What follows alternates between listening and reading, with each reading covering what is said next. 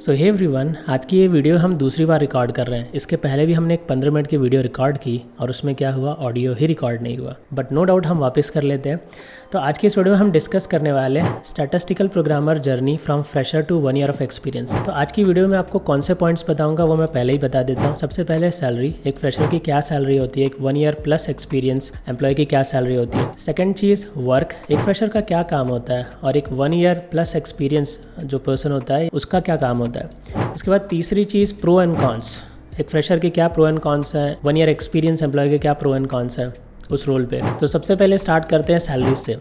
तो सैलरी आपको पता है एक फ्रेशर की वेराई करेगी 4 LPA टू 10 LPA। क्यों इतना वेरिएशन है? देखो कुछ कंपनीज़ है जिनकी सैलरी हाई होती है, जैसे कि लिली, जहाँ तक मुझे पता है वहाँ पे मेरे स्टूडेंट भी हायर हुए हैं और वहाँ मैंने जो सैलरी देखी वो काफ़ी हाई मिलती है। एक सिनारियो बताऊँ तो मेरे 2 स्टूडेंट वहाँ पे हायर हुए थे, उनकी salary around 8.5 LPA, around 9 LPA शायद थी। और मुझे कहीं और से भी पता चला कि ये तो मेरे स्टूडेंट ऑफ कैंपस सेलेक्ट हुए थे, राइट, कॉलेज के बाद। तो वहाँ जो ऑन कैंपस सिलेक्शन हुआ था वो अराउंड 10 to 11 LPA गया था शायद। ओके, तो मुझे लगता है जहाँ तक मेरे इन्फॉर्मेशन है लिली CRO या फार्मा में सबसे ज़्यादा हाई पे करती है स्टैटिस्टिकल प्रोग्रामर रोल पे। Now coming to the topic, variation इसलिए होता है, ऐसा नहीं कि आपका टैलेंट अच्छा है या बुरा है, ऐसा नहीं है कि आपने अच्छे से पढ़ाई की या तैयारी की उसलिए नहीं, ये कंपनी टू कंपनी डिपेंड करता है। जैसे लिली का जो बजट है एक फ्रेशर के लिए, स्टैटिस्टिकल प्रोग्रामर के लिए काफ़ी अच्छा है। वैसे तो स्टैटिस्टिकल प्रोग्रामर जो रोल होता है उसका जो बजट होता है वो सबसे हाई होता है, जितने भी रोल्स होते हैं मोस्टली, सबसे हाई नहीं but one of the highest गिन सकते हो। और जो मिड साइज या छोटी कंपनीज होती हैं उनका बजट भी उसी लेवल का होता है। तो कोई कंपनी अगर उन्होंने डिसाइड कर रखा है कि हम फ्रेशर को 4 LPA देंगे तो आपको उतना ही देगी। कोई कंपनी ने डिसाइड किया 6 LPA तो 6 LPA, किसी कंपनी ने 8 तो 8।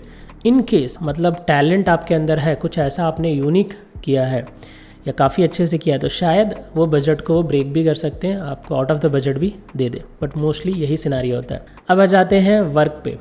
तो एक फ्रेशर क्या काम करता है? देखो फ्रेशर पे उतने काम की रिस्पॉन्सिबिलिटी नहीं होती, उतना काम नहीं होता, क्योंकि एक फ्रेशर की 3 से 6 महीने तो ट्रेनिंग चल रही होती है किसी भी कंपनी में। ट्रेनिंग के दौरान आपको बेस, एडवांस, क्लिनिकल प्रोजेक्ट पे ट्रेनिंग मिलती है, फिर आपका टेस्ट होता है, उसके बाद आपको प्रोजेक्ट पे फाइनली एक लाइव प्रोजेक्ट पे डाला जाता है। ठीक है, तो उतनी रिस्पॉन्सिबिलिटीज़ नहीं होती हैं। ये हो गया वर्क। अब बात कर लेते हैं 1 ईयर प्लस या 1 ईयर एक्सपीरियंस को क्या काम होता है। अब 1 ईयर एक्सपीरियंस एम्प्लॉय को माना जा सकता है कि उसे प्रोजेक्ट पर डाल दिया गया है। तो जब आपको प्रोजेक्ट पर डाल दिया जाता है तो आपको प्रोजेक्ट पे वो सारी चीज़ें क्रिएट करनी होती है जो इस रोल पे करना होता है। तो क्या करना होता है? आपको HDM डेटा सेट क्रिएट करना होता है, RM डेटा सेट क्रिएट करना होता है, टेबल लिस्टिंग क्रिएट करना होता है, ज़रूरत पड़ने पर स्पेक भी क्रिएट करना पड़े या एनोटेशन करना पड़े, डिपेंड अपॉन। ठीक है, तो जब एक्सपीरियंस हो जाते हो तो आपको सारी चीज़ें, सारे काम करने पड़ते हैं। अब बात करते हैं प्रो एंड कॉन्स की। तो प्रो, सबसे पहले बेनिफिट की बात कर ले। देखो एक फ्रेशर होने का बेनिफिट ये है, आपसे कंपनी को या मैनेजर को बहुत ज़्यादा उम्मीदें नहीं होती। उम्मीदें तो होती हैं, बहुत ज़्यादा नहीं, क्योंकि कंपनी ऑलरेडी अपने एग्जिस्टिंग एम्प्लॉय जो कि डिफरेंट प्रोजेक्ट या एग्जिस्टिंग प्रोजेक्ट्स को लेके काफ़ी बिजी होती है।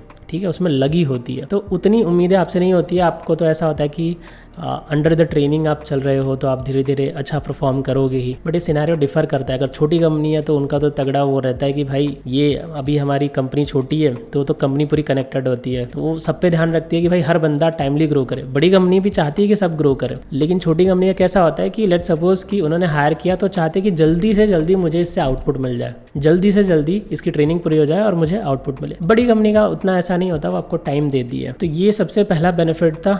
दूसरा बेनिफिट ये होता है कि आपको डेडलाइन, टाइमलाइन की उतनी ज़्यादा टेंशन नहीं लेनी होती। देखो कभी कभार हो सकता है कंपनी टू कंपनी, अभी रिसेंटली कुछ कंपनीज ने हायर किए थे तो उन्होंने ट्रेन करते वक्त काफ़ी सारी चीज़ों की टाइमलाइन दे दी थी और डेडलाइन दे दी थी, मतलब छोटे मोटे टास्क जो भी ट्रेनिंग में करा रहे थे उसकी। तो उसकी वजह से स्टूडेंट में थोड़ा सा ऐसा हुआ था कि मतलब जहाँ डिफिकल्टी आई वहाँ नहीं हो रहा, तो उन्हें थोड़ी बहुत घबराहट हो रही थी। उतना ज़्यादा ये टाइमलाइन डेडलाइन वाला सीन नहीं रहता है फ्रेशर में, और यही चीज़ एक्सपीरियंस में रहता है। जो यहाँ पे बेनिफिट है उतना वहाँ पे वो कॉन्स में चला जाएगा। जब आपको एक्सपीरियंस होता है तो आपकी मैच्योरिटी भी बढ़ जाती है, आपको काम भी आ जाता है।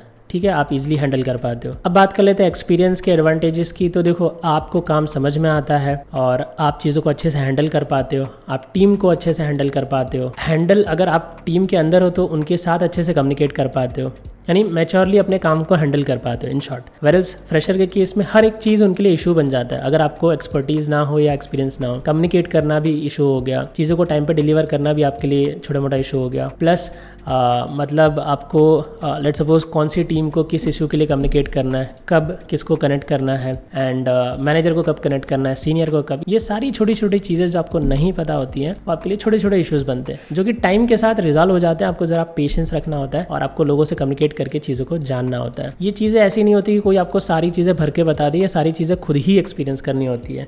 तो जो डिफ़िकल्टी आपको लगती है वो क्योंकि खुद से एक्सपीरियंस करना होता है, उसी वजह से ये सारी जो स्किल्स होती है आप में डाल नहीं सकता। नाउ कमिंग टू एक्सपीरियंस के कॉन्स, देखो जैसे आपका एक्सपीरियंस हो जाता है तो आपसे जो आउटपुट होता है वो ये सोचा जाता है कि आप अच्छे से आउटपुट पे काम करोगे, आप उसको टाइमलाइन या डेडलाइन के अंदर पूरा करोगे, आप काम को अच्छे से करोगे एंड टीम में भी अच्छा एक कम्युनिकेशन रखोगे। तो यानी इन शॉर्ट एक बोला जाता है ना इन जनरल कि एक एक्सपीरियंस कैंडिडेट से कुछ maturity in terms of everything assume की जाती है ना डिफ़ॉल्ट मैनर, वेयरएल्स फ्रेशर से उतना नहीं की जाती। तो वो एक डिफरेंस होता है। नाउ कमिंग टू कंक्लूजन या टिप, तो देखो मुझे जो टिप देना है, तो अगर मैं टिप दूं तो मैं ये बोलूँगा एक फ्रेशर को हमेशा एक चीज़ ध्यान में रखनी है। एज अ फ्रेशर जो आपके इनिशियल 6 मंथ्स या 8 मंथ्स है वो बहुत ही क्रूशियल है। आप जो 6 मंथ्स या 8 मंथ्स करते हो ना उससे आपका फ्यूचर बहुत ही ज़्यादा डिपेंड रहता है उस पर। 6 मंथ्स जिस एम्प्लॉयज़ ने मन लगा के चीज़ों को सीखा 6 मंथ्स या 1 ईयर, तो उसके आगे की जर्नी बहुत ही स्मूथ होने वाली है। ओके, आगे की जर्नी काफ़ी स्मूथ होगी। और 6 या 8 मंथ्स, इनिशियल 6 मंथ या 8 मंथ्स जिस एम्प्लॉय ने एंजॉय किया बहुत ज़्यादा, उसकी आगे की जर्नी बहुत ही ज़्यादा डिफिकल्ट होगी। इस इंडस्ट्री के लिए, इस रोल के लिए नहीं, सभी रोल के लिए है। मैंने काफ़ी लोगों को ट्रेन किया, काफ़ी लोगों को कम्युनिकेट किया है, मेरे स्टूडेंट्स भी हैं जो काम कर रहे हैं, तो उनके एक्सपीरियंसेस से भी बता रहा हूँ। मैं खुद इस रोल पर काम कर चुका हूँ एज अ स्टैटिस्टिकल प्रोग्रामर, तो उस एक्सपीरियंस से भी बता रहा हूँ। क्यों मैं ऐसा कह रहा हूँ? देखो बोला जाता है कि इनिशियल जो दिन होते हैं, ठीक है, आप एक मतलब अनशेप्ड घड़े होते हो मिट्टी के, लेकिन जैसे जैसे आप अपने आप पे मेहनत करते हो तो आप उतना शेप ले लेते हो, राइट। और शेप ले लेते हो तो आप यूज़फुल बन जाते हो। जैसे कि एक जो घड़ा होता है वो पानी को होल्ड करना काम होता है, राइट, मिट्टी का घड़ा। तो वैसे आप काफ़ी चीज़ों को स्टोर कर सकते हो, काफ़ी सारी चीज़ों को कर सकते हो। तो जितना जल्दी अपने आप को शेप दे दोगे उतना आपके लिए अच्छा होगा। एंड जितना टाइम स्पेंड करोगे, जितना तपेगा उतना ज़्यादा मजबूत होगा, काइंड ऑफ। तो हर चीज़ का मिक्सचर होता है। तो जितना ज़्यादा अपने आप को टाइम दोगे इनिशियल डेज में, उतना ज़्यादा आप स्ट्रांग बनते जाओगे और आगे की जर्नी ईजी होती जाएगी। एक मैं साइकोलॉजी या एक फैक्ट बताता हूँ। अगर एज अ फ्रेशर आप मतलब अच्छे से अपने आप पे काम नहीं करते या नहीं चीज़ों को सीखते, इंजॉय कर रहे होते हो, जब एक्सपीरियंस हो जाता है ना 1-2 साल का, तो जब आप टीम में होते हो, साथ में होते हो, आपने अगर अच्छे से मेहनत नहीं की, अच्छे से नहीं सीखा। अच्छे से सीखना या मेहनत करना ऐसा नहीं कि आप 10-10 घंटे कर रहे हो, कम ही करो लेकिन कंसिस्टेंसी से। जब आप टीम के साथ होते हो ना तो आपको फील होता है चीज़ें कि भाई मेरा जो नॉलेज है वो टीम से कहीं ना कहीं काफ़ी कम है।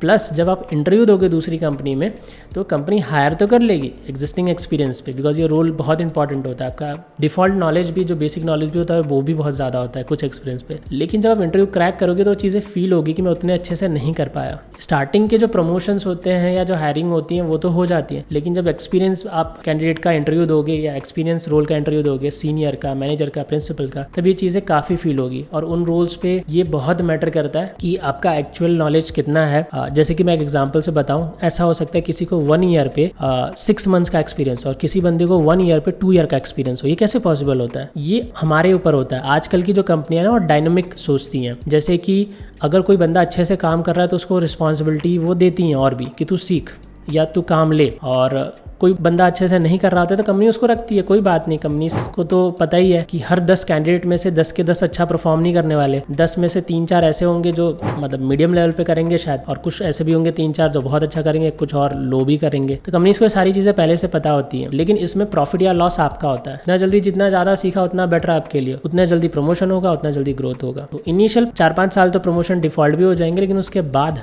आपको नॉलेज होना चाहिए। और बाद के रोल्स पे तो आपको टीम मैनेजमेंट, बहुत सारी ऐसी चीज़ें करनी होती है जिसका टूल टेक्निकल से कम लेना देना होता है। तो हर वक्त आपको सॉफ्टवेयर पे ही काम नहीं करना, बहुत सारी चीज़ें सीखनी होती है, बहुत सारी चीज़ों पे काम करना होता है। तो गाइस आशा करता हूँ आपको ये वीडियो पसंद आई होगी और अच्छा लगा होगा। तो अगर आपको कोई क्वेश्चन है तो आप कमेंट में पूछ सकते हो। अगर आपका कोई सजेशन है तो वो भी कमेंट में बता सकते हो। मिलते हैं अगली वीडियो में, तब तक के लिए बाय दोस्त।